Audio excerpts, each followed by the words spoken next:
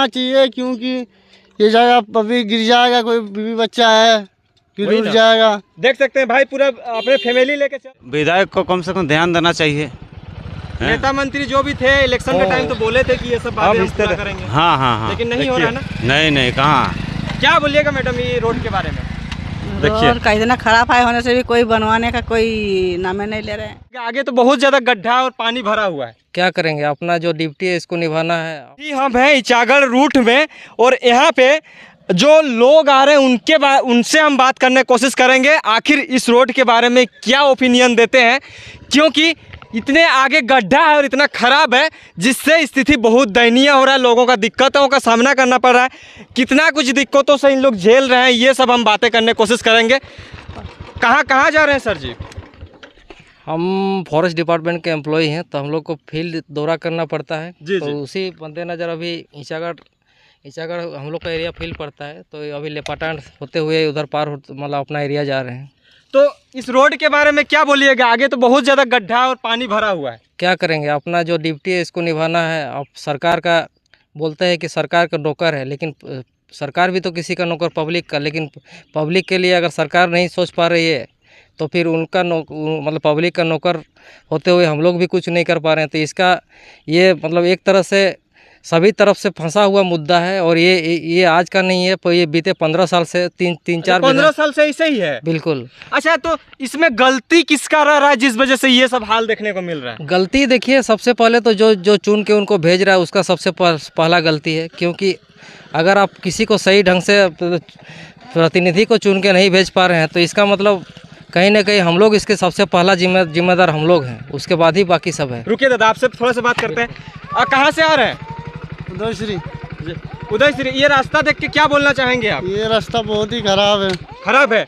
जिस तरह से आप फैमिली लेके आ रहे हैं, कितना ज्यादा रिस्क लेके आ रहे हैं, क्या बोलिएगा सरकार को इस पर? सरकार को ये बनाना चाहिए, क्योंकि ये जगह अभी गिर जाएगा, कोई बीवी बच्चा है गिर उड़ जाएगा। देख सकते हैं भाई, पूरा अपने फैमिली लेके चल रहे हैं, लेकिन इस तरह का स्थिति देख के ये भी भावुक हो गए। चलिए, और भी लोग हैं जिस तरह से पीछे से आ रहे हैं, उन लोग को भी हम जानने का, बताने का, देखने का, बात करने की कोशिश करें। कहाँ से आ रहे हैं सर जी? कहाँ से आ रहे हैं? यही क्या? ये रोड के बारे में क्या बोलिएगा? क्या बोलेंगे, देखिए बहुत खराब दिख रहा है। विधायक को कम से कम ध्यान देना चाहिए। नेता मंत्री जो भी थे इलेक्शन के टाइम तो बोले थे कि ये सब बातें हम पूरा करेंगे। हाँ, लेकिन नहीं हो रहा है ना। नहीं कहाँ। क्या बोलिएगा मैडम ये रोड के बारे में? रोड का इतना खराब है होने से भी कोई बनवाने का कोई नामे नहीं ले रहे हैं। अच्छा, तो बनना चाहिए ना। बनना चाहिए ना। तो चलिए, लोगों का कहना है कि ये रोड बनना चाहिए। जी दादा, आपसे बात करने की कोशिश करेंगे। इसमें दोषी कौन है आखिरकार, जो ये रोड इतना दिन से खराब स्थिति में है और ये लोग की जो आ रहे हैं वो भी खराबी स्थिति में जी रहे हैं? कौन है जिम्मेदार इसका? दोषी देखिए, मतलब एक अशिक्षा और जागरूकता का अभाव जो है ये सबसे बड़ा दोष है, और ये शायद कभी पूरा नहीं होगा, क्योंकि ये जो विस्थापित का दंश से पिछले 40 साल से हमारा ईचागढ़ का विस्थापित झेल रहे हैं, उसके कारण ये जगह पिछड़ा हुआ है। उसके चलते शिक्षा और बाकी सब जागरूकता के माध्यम से भी ये पिछड़ा हुआ है, और वही कारण है कि अभी तक ये कोई भी मुद्दा पे कोई भी खड़े होकर मुखर होकर कोई बोलता नहीं है, और सभी नेता विधायक जितने भी प्रतिनिधि है सबको मूर्ख बनाते हुए बीते 15 साल से हम यही हाल देख रहे हैं। उससे पहले भी जो इतना कुर्बानी होती गई, इतना शहीद हुए इस मिट्टी से, लेकिन इस मिट्टी को कुछ नहीं मिला। यहाँ तक कि यहाँ के लोगों को किसी चीज़ का अभाव नहीं था।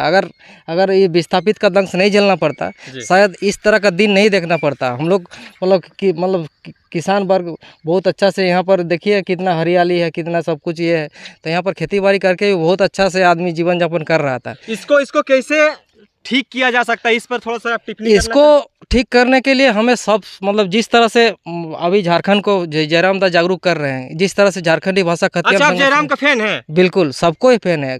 यहाँ तक कि जितने शिक्षित लोग हैं सबको फैन होना चाहिए, क्योंकि मतलब एक युवा का अगर सरकार आएगा, युवा का नेतृत्व आएगा, तो कुछ ना कुछ मतलब एक शिक्षित युवा का नेतृत्व हाथों में अगर मतलब जनप्रतिनिधि सत्ता जाएगा तो फिर कुछ सुधार आ सकता है। क्योंकि परंपरागत जो नीति चल रही है उससे कुछ सुधार की गुंजाइश नहीं, कुछ उम्मीद नहीं लग रही है। शिक्षा के क्षेत्र में देखिए, मतलब रोड रास्ता जो भी मतलब मूलभूत सुविधाओं का बात की जाए, चिकित्सा की बात की जाए, तो किसी भी मामले में अभी तक यहाँ मोबाइल का मतलब जब 5G का ज़माना आ गया, सबके हाथ में मोबाइल आ गया, लेकिन यहाँ पर देखिए रोड रास्ता नहीं है। तो इस तरह से मतलब अब सिर्फ दिखावटी के लिए, सिर्फ मॉडर्न होने से नहीं होगा, दिखावटी के लिए 5G में हम लोग आ रहे हैं बोल के नहीं होगा। यहाँ पर मतलब ये कि जो ग्राउंड लेवल रिपोर्टिंग में आप देखिए कि क्या स्थिति है। जी जी। तो ग्राउंड में आके देखने का ज़रूरत है।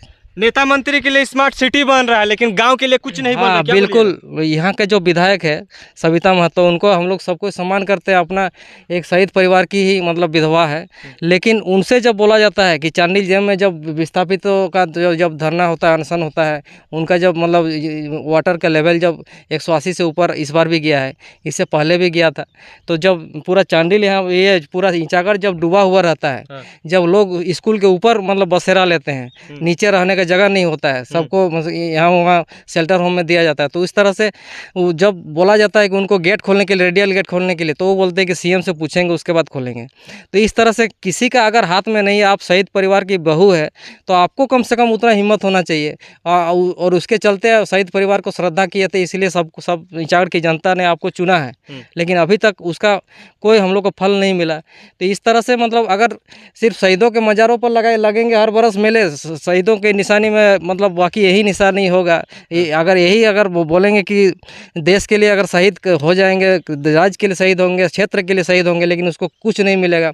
यहाँ पर शहीद अजीत धनंजय की धरती है, देखिए उसी धरती की हम भी संतान हैं, तो उनका खून हमारी रगों में भी दौड़ रहा है। इसीलिए इनका मतलब कुछ ना कुछ सुधार हम लोग चाहते हैं, कुछ परिवर्तन होना चाहते हैं, ताकि तो क्या लगता है कि अगर 3.5 सालों में इस रोड के बारे में उसके बाद संज्ञान में नहीं गया, तो ये 1.5 सालों में वो कर देंगे? नहीं, 1.5 साल में अगर हम लोग तीव्र आंदोलन करेंगे, उनको करने पर मजबूर होना पड़ेगा, लेकिन उस तरह का आंदोलन अभी दिख नहीं रहा है। तो इस तरह से जैसा कि यहाँ पर मतलब समस्या को मूल में जाना जरूरी है, काहे कि यहाँ जो बालू का माफिया है, पत्थर का माफिया है, और बाकी जितने सारे माफिया है, मतलब यहाँ बालू पत्थर जल जंगल ज़मीन का हम लोग मतलब लड़ाई लड़ रहे हैं, और जल जंगल ज़मीन को ही लूटा जा रहा है।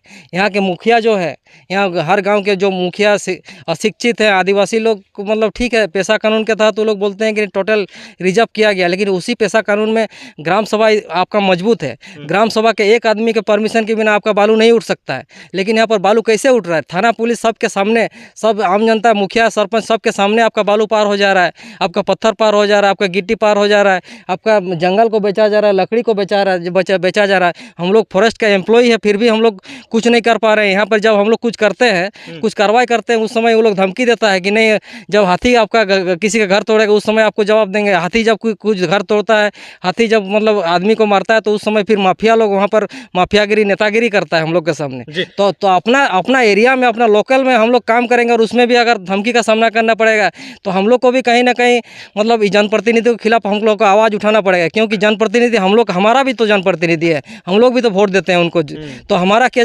हम सबके सामने अगर हमें बांधने पीटने मारने का धमकी दिया जाएगा, तो हम लोग क्यों चुप रहेंगे? तो इसीलिए आप सभी मीडिया भाई के माध्यम से हम यही कहना चाहते हैं कि जितने भी शिक्षित युवा हैं, जो भी पढ़ लिख रहे हैं, आई हेट पॉलिटिक्स को छोड़कर आई लव पॉलिटिक्स के नीति पर चलना होगा, तभी कुछ देश या राज्य के नीति में सुधार हो सकता है, तभी आपके क्षेत्र में परिवर्तन हो सकता है। परिवर्तन हो सकता है, बिल्कुल। चलिए दादा, आपसे बात करके काफ़ी अच्छा लगा। जिस तरह से हम ये रोड का जायजा ले रहे थे, और भी लोगों से बात करने की कोशिश करेंगे। जोहर। और भी लोग आ रहे हैं, उनसे हम बातें करने की कोशिश करेंगे। रोड को देखकर पूरी तरह से लोग मतलब एग्रेसिव हैं, अपना काम नहीं हो रहा है, खाली चांदी चमकाने के लिए लोग आए हैं। और भी एक दादा हैं, कहाँ से आ रहे हैं दादा? कहाँ से आ रहे हैं? चांदोड़ी। ये रास्ता देख के क्या बोलिएगा आप? क्या बोलेंगे? खराब है, बहुत ज़्यादा आगे खराब है। खराब है पूरा। बनना चाहिए कि नहीं? बोलना चाहिए, बनना चाहिए ना, ये बनना चाहिए जी। तो तमाम जो लोग हैं, इनका कहना है कि हमारी इस रास्ते से बहुत ज़्यादा तकलीफ झेलना पड़ रहा है, ये बनना चाहिए। आगे पूरी तरह से 8-9 किलोमीटर की डिस्टेंस तक यही रास्ता इस तरह का ही है। कोई अपना फैमिली लेके आ रहे हैं, कोई अपने छोटे छोटे बच्चे लेके आ रहे हैं, और इसी कादा कीचड़ से पार कर रहे हैं। उसमें कितना ज़्यादा नुकसान हो सकता है, ये आप भी समझ सकते हैं। बने रहें हमारे साथ, देखते रहिए आगे। फिर मिलेंगे आपसे। नमस्कार, जोहार।